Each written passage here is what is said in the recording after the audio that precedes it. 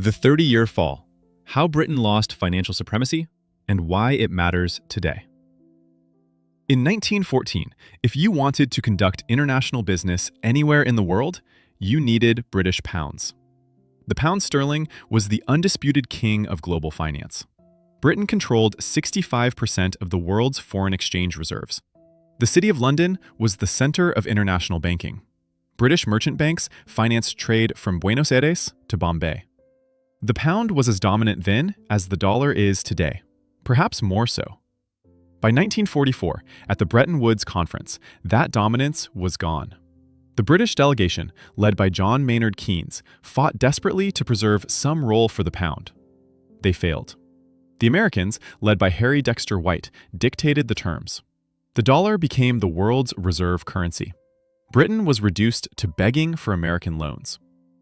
This wasn't a sudden collapse, it was a 30-year decline, and the pattern of that decline is repeating today with the dollar.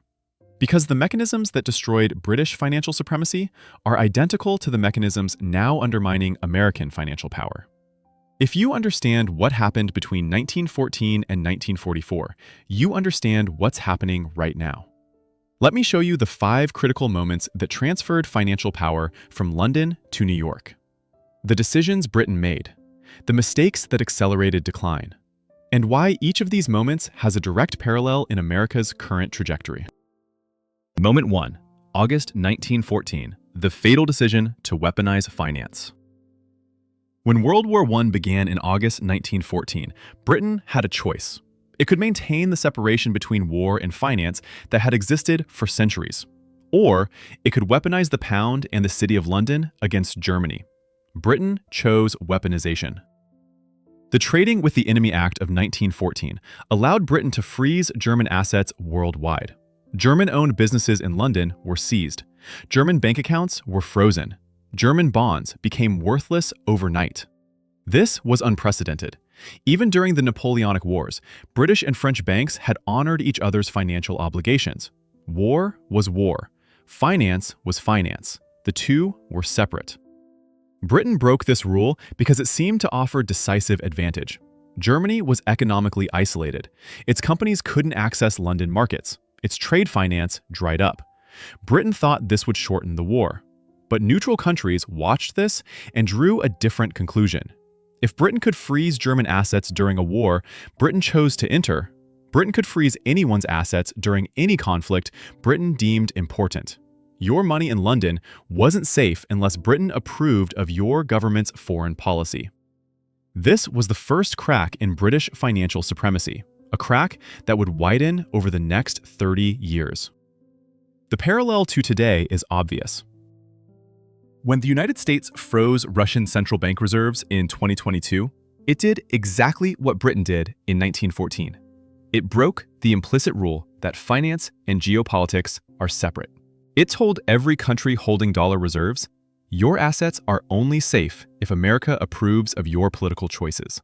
And just like in 1914, neutral countries are drawing conclusions, not about the morality of Russia's invasion, but about the safety of their reserves in American-controlled systems.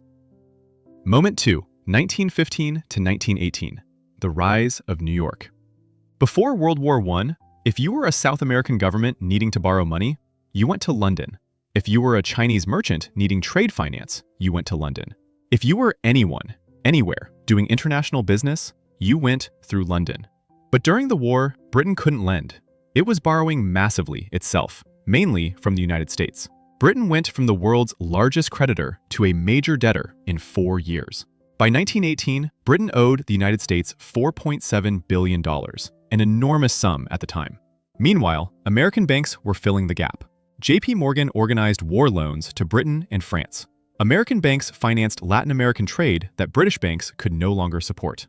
New York banks established correspondent relationships around the world. The infrastructure of financial power was shifting from London to New York, not because of American policy, but because Britain was exhausted by war. This is the second lesson. Financial supremacy requires economic strength. You can't be the world's banker if you're deeply in debt yourself. You can't intermediate global trade if your economy is strained. The parallel to today. America's national debt is $35 trillion and rising. The debt-to-GDP ratio exceeds 120%. America borrows $2 trillion per year just to cover the deficit. At what point does this debt burden undermine the dollar's credibility? Britain's debt in 1918 was about 140% of GDP. Sound familiar? Moment 3, 1925, the disastrous return to gold. After World War I, Britain wanted to restore the pound's prestige. In 1925, Chancellor Winston Churchill decided Britain would return to the gold standard at the pre-war exchange rate. £1 would equal $4.86, exactly as before the war. This was a catastrophic mistake. The British economy had been devastated by war. British prices had risen. British productivity had fallen. The pound at $4.86 was overvalued by at least 10%, possibly 15%. What this meant in practice, British exports became uncompetitive. British coal, steel, and manufactured goods were too expensive. British workers faced wage cuts to make exports affordable. This led to the general strike of 1926 and prolonged economic stagnation. Meanwhile, other countries, including the United States, were happy to keep their currencies more competitive. American exports thrived. New York continued to gain market share in international finance. Keynes warned against this policy in The Economic Consequences of Mr. Churchill, one of the most prescient economic papers ever written. He predicted exactly what would happen: overvalued pound, export collapse, prolonged unemployment, loss of international competitiveness. He was ignored. Why did Britain do this? National pride. The desire to prove British power was undiminished. The belief that the pound's prestige mattered more than economic reality. The third lesson: pride accelerates decline. Clinging to symbols of past dominance while ignoring economic fundamentals is a recipe for disaster.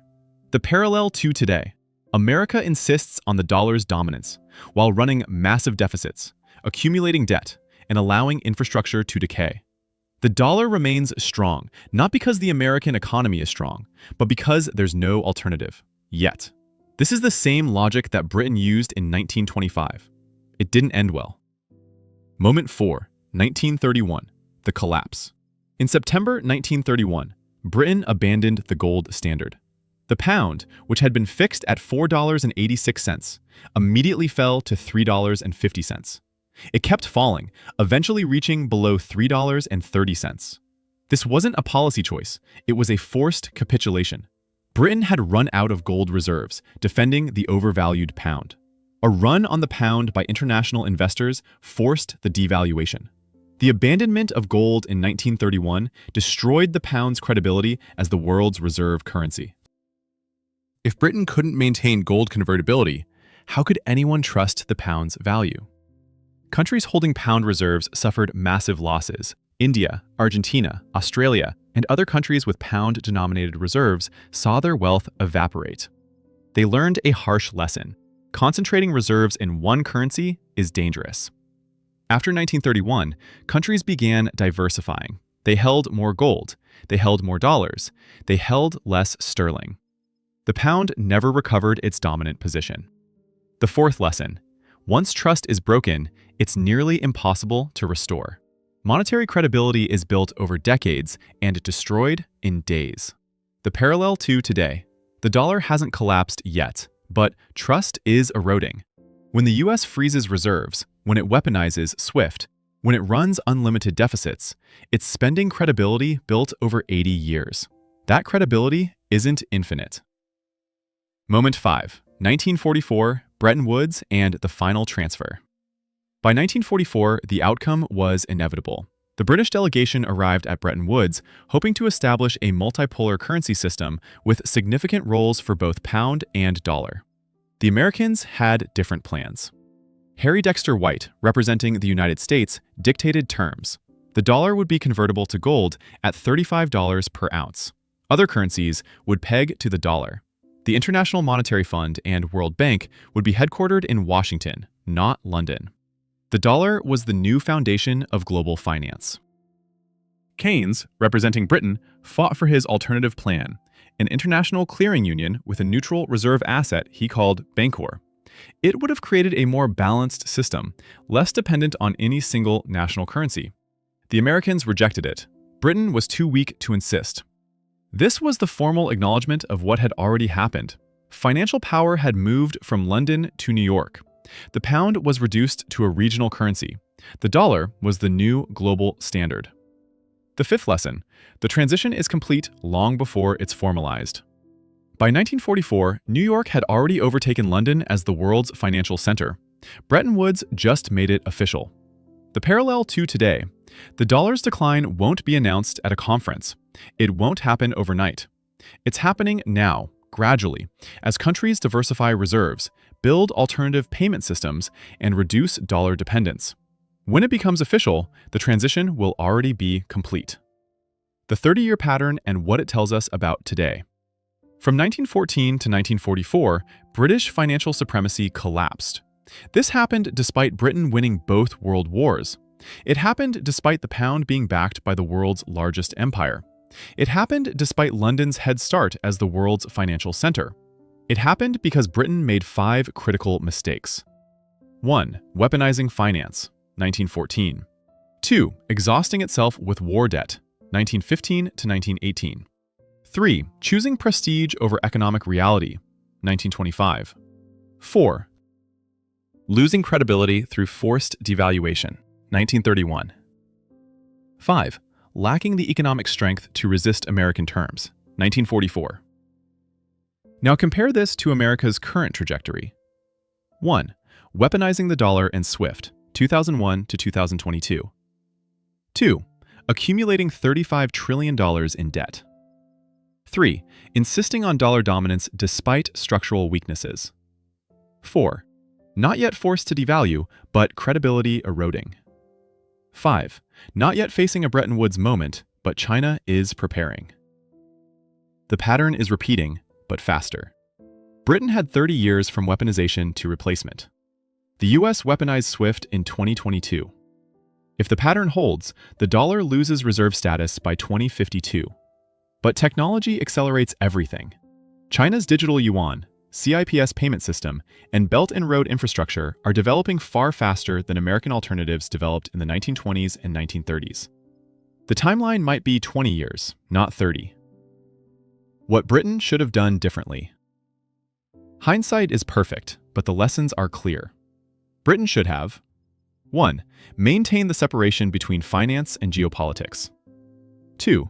Manage war costs more carefully, borrowing less. 3. Accepted a lower pound valuation in 1925, prioritizing employment and exports. 4. Diversified its economy away from traditional industries. 5. Cooperated with the United States to create a genuinely multipolar system.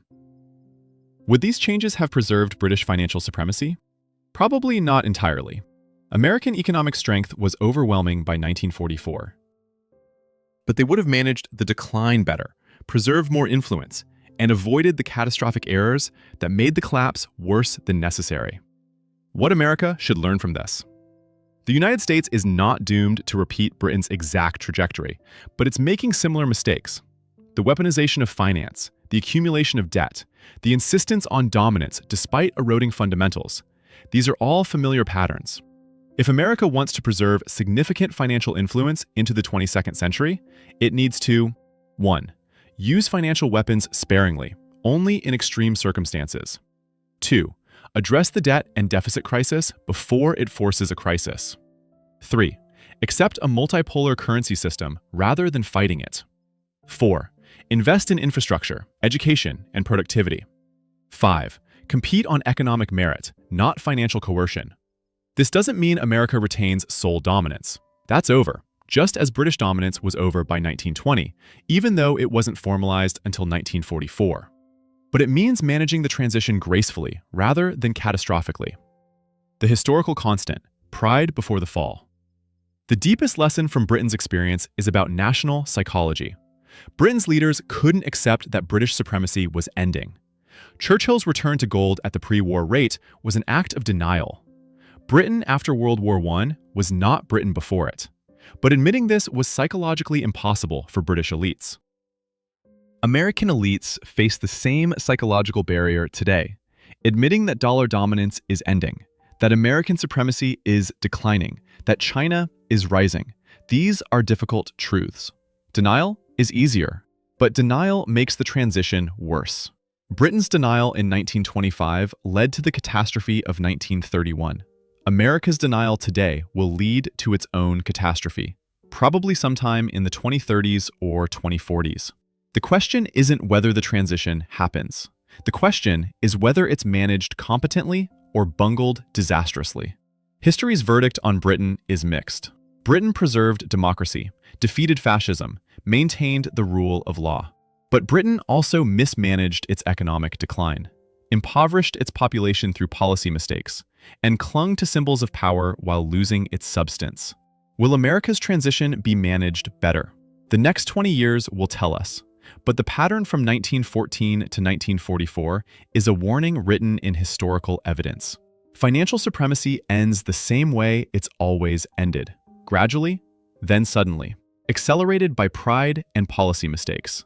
The weaponization of British finance in 1914 started the clock. 30 years later, at Bretton Woods, the transfer was complete. The weaponization of American finance in 2022 has started a new clock. The pattern suggests it's running faster than we think.